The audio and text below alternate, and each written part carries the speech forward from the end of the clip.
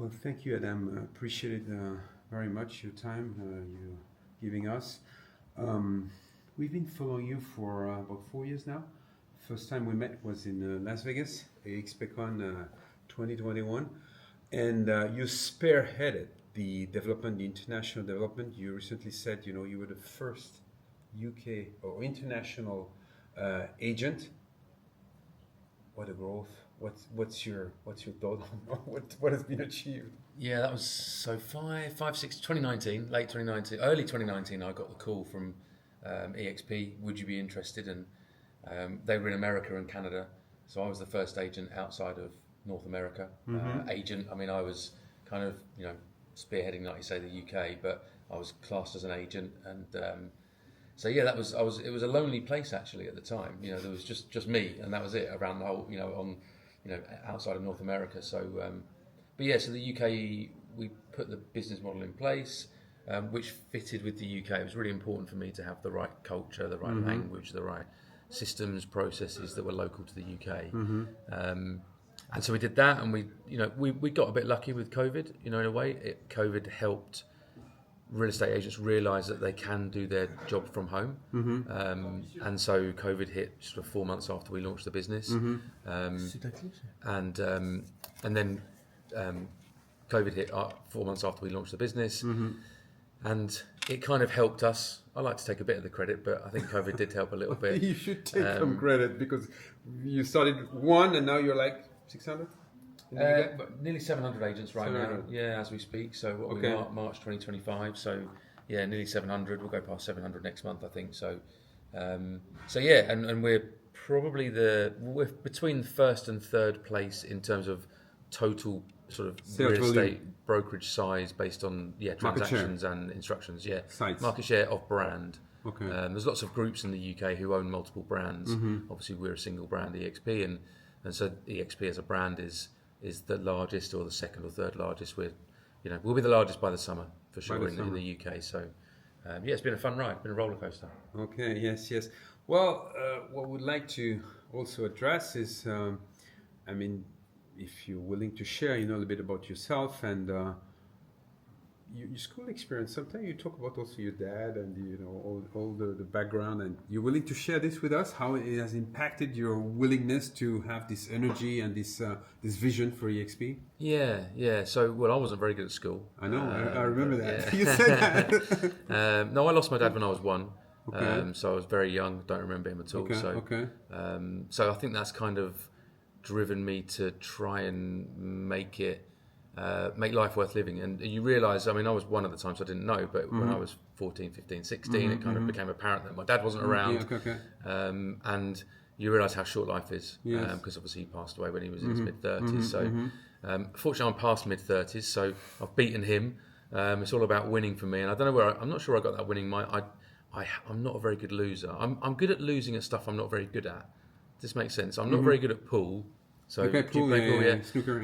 Yeah, snooker. I'm not very good at that, but I play every week, and so I lose more than I win, and that's fine because I just enjoy enjoy the game and the banter with the guys.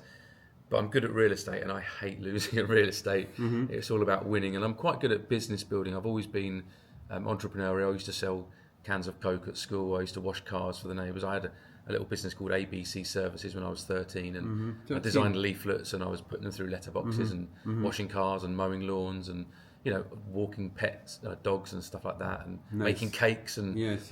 that was from a really young age. So business building is what I've become good at, and it's what I love the most, and I love winning at that. That's wonderful. But can you tell us? Can you dovetail a bit? Shed light on the entrepreneurial spirit in the real estate industry per se. You were with Purple Bricks, right? No, I was with. I started with a company called Country Properties many years ago, '97.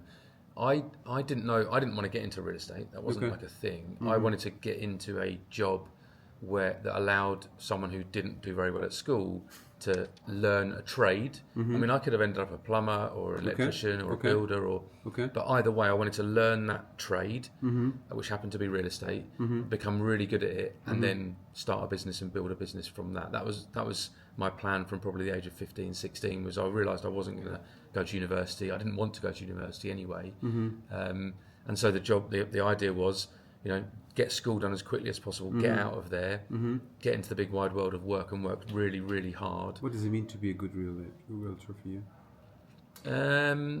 I think With your experience, what was the benchmark? Relationship building. Okay. I think really that for me was probably, yes, you are a salesperson. Yes, you have to communicate, but you boil all that down, it becomes relationship building. I don't ever sell eXp to anyone, for example. I never sold my real estate services when I was an agent. I just built relationships with people, and then you either get referrals or people eventually come back to you. And if people don't want to use you, that's fine. Again, you can accept losing. You have to be able to accept losing. You can't win at everything. And that was something that my old boss Dave taught me. Was you can't. I used to come back from an appointment, and we'd find out a few days later that I'd lost it to another agent, and he'd always say, "Adam, you can't win them all." That was always his. I won more than I lost, right? But I couldn't win. Maybe them all. it's a short term. Also, maybe on the long term, maybe you. Well, yeah, exactly. Yeah, if you, as long as in many ways, when you lose, you have to be graceful in that defeat, so that the customer then probably will carry on recommending you. If you throw your toys out the pram and have a tantrum, then they're definitely not going to recommend you. Yes. So I think relationship building and being with eXp the last few years, that relationship building is heightened even more really with the likes of Glenn Sanford, because he's so accessible and he turns up to not anything you ask him to, because he's a busy man. But I'm here with you in France, and in my opinion, I've seen lots of other real estate brokerage models where you don't get the bosses, and I hate using that word, but turning up to an event in France or an event in Italy or an event in wherever it might be. And I've been in India, Dubai, Egypt, France, Spain, Italy, Germany, Portugal the last few months. Yeah, and that's for sure. I think that comes from the leadership down from Glenn, that you have to be present, and that feeds into the relationship building. We've got a relationship now. We've met each other a number of times. I agree with that. So I think it's really important. Yes, that's quite unique. And how do you see eXp evolving?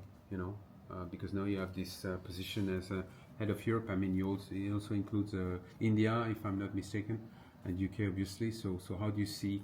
I mean, you seem to have, in the UK, I mean, you were launched a little bit before, so obviously you have some additional experience.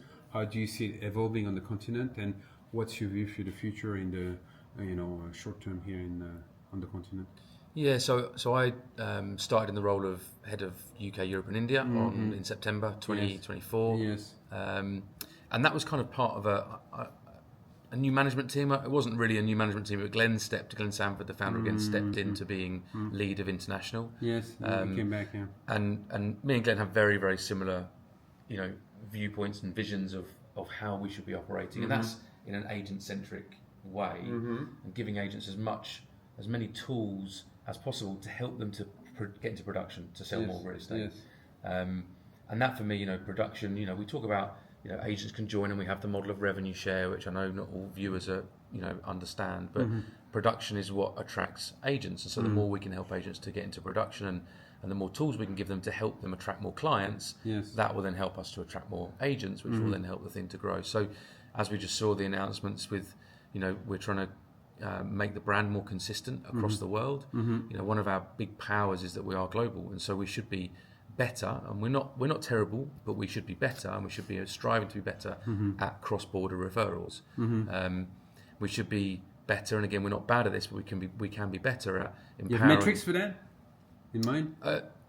Not really. We're just building the foundations at the moment of what that looks like. Would that be an MLS style back-end system, or is that just, we've got the global referral network at the moment.